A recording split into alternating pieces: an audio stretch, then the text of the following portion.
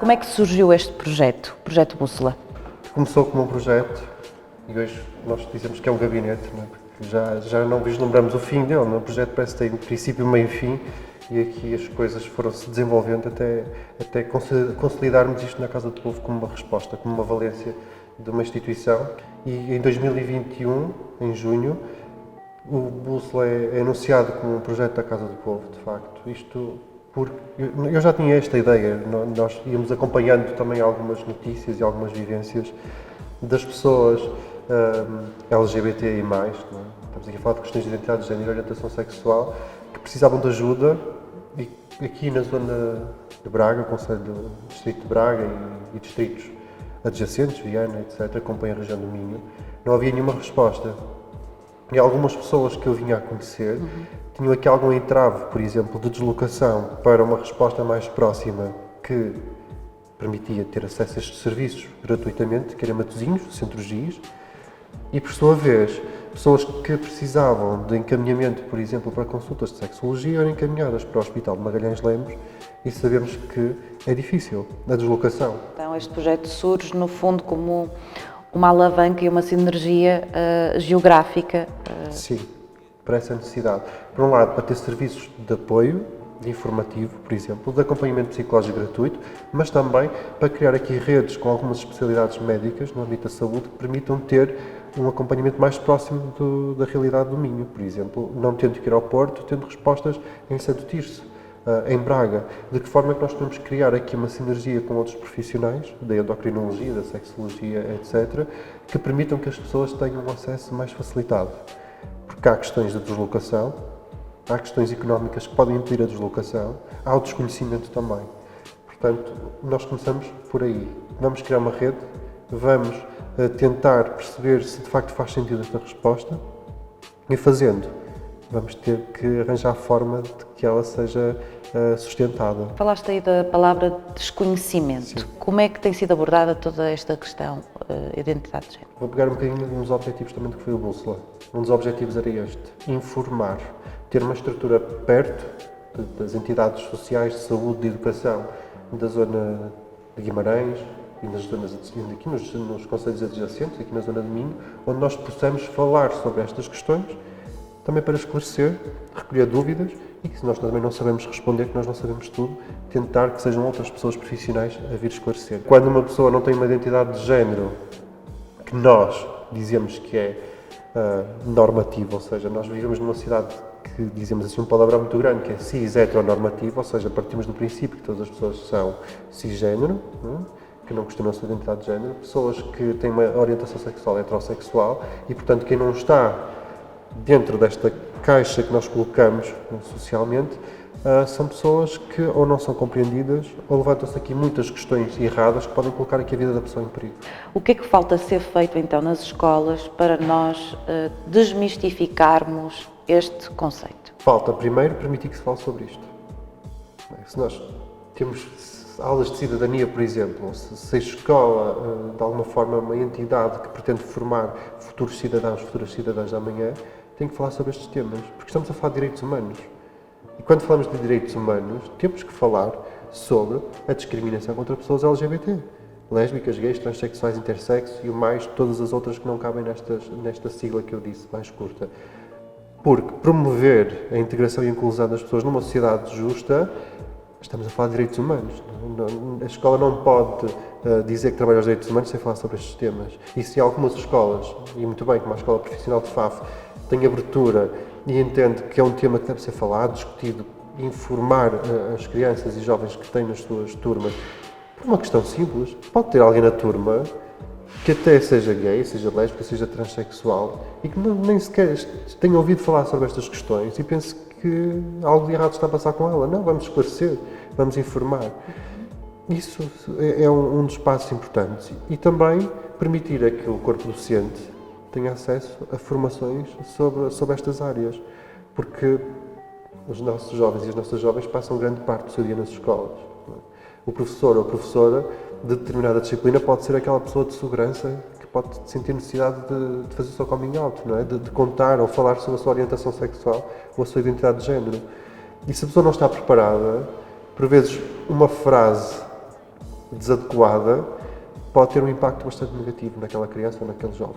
Há alguma experiência mais positiva por parte da nossa sociedade que nós devemos dar relevância, que tu, Carlos, conheces, e aquela que tu também conheces, que é a parte negativa, não é? A parte negativa da nossa sociedade em Portugal, recentemente saíram os resultados do relatório da ILGA Europa, portanto é uma grande organização a nível europeu que tem em Portugal, a ILGA Portugal, com sede em Lisboa, e todos os anos tem feito um relatório das práticas que existem nos vários países da Europa e da Ásia.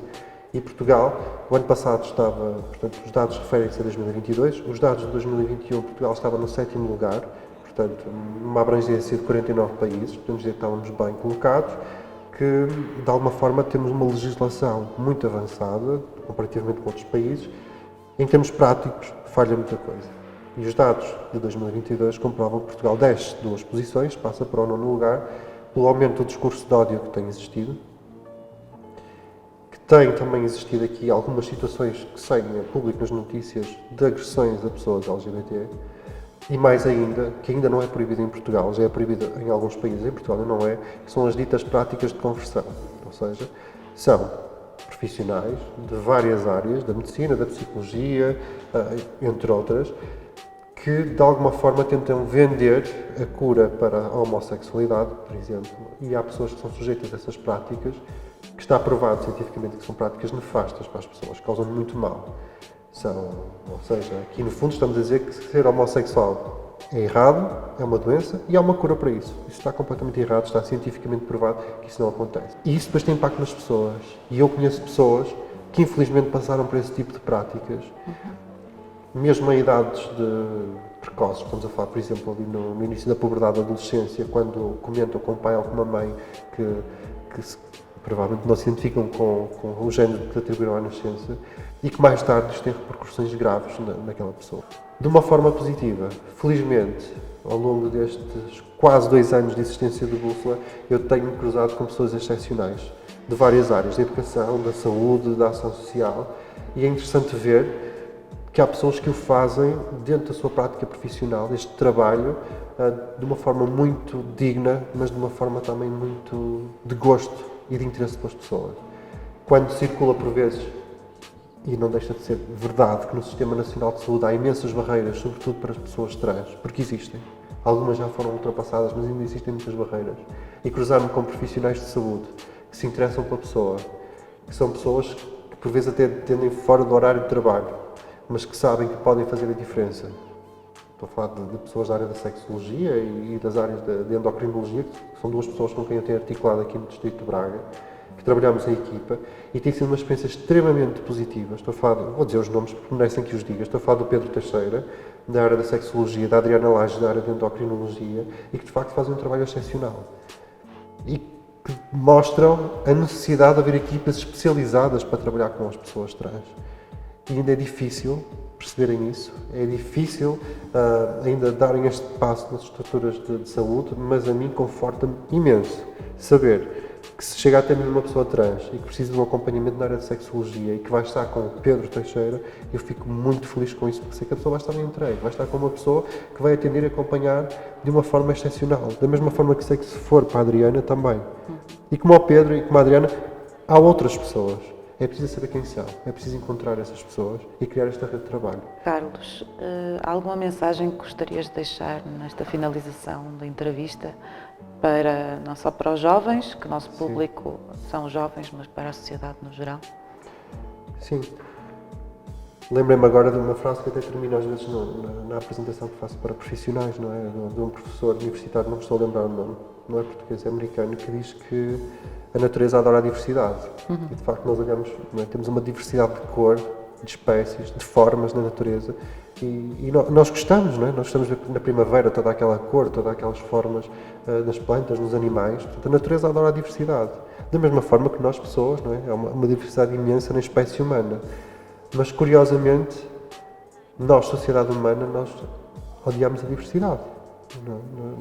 Tudo que sai fora daquilo que nós achamos que deve ser a norma, daquilo que deve ser correto, nós odiamos, nós tendemos a colocar de lado, nós tendemos a estigmatizar. E a mensagem que eu dou é que as pessoas pensem nisto, não é? Que depois de refletirem, e de se informarem e de conhecerem pessoas trans, gays, lésbicas e perceberem que se trata apenas de respeitar a pessoa, de respeitar a sua liberdade e de respeitar a sua felicidade, que invertemos esta frase, não é? Ou seja, a sociedade ama a diversidade e nós também amamos essa diversidade, não é? Porque trata-se precisamente disso, aceitar a pessoa em toda a essência que aquela pessoa é e simplesmente deixá-la ser feliz. Ainda falta dar esse passo, mas eu penso que estamos, aliás, o facto de estarmos aqui a conversar sobre isso e permitir que outras pessoas vejam o que nós estamos aqui a falar, estamos a dar passos nesse sentido. Portanto, parece que são pequenas ações, mas não, podem ter aqui um impacto muito grande e eu agradeço por isso. Que esta entrevista seja mais um passo pequeno, mas pode ser grande para a vida de uma pessoa, nem que seja. Sim. Obrigada. Obrigado, El.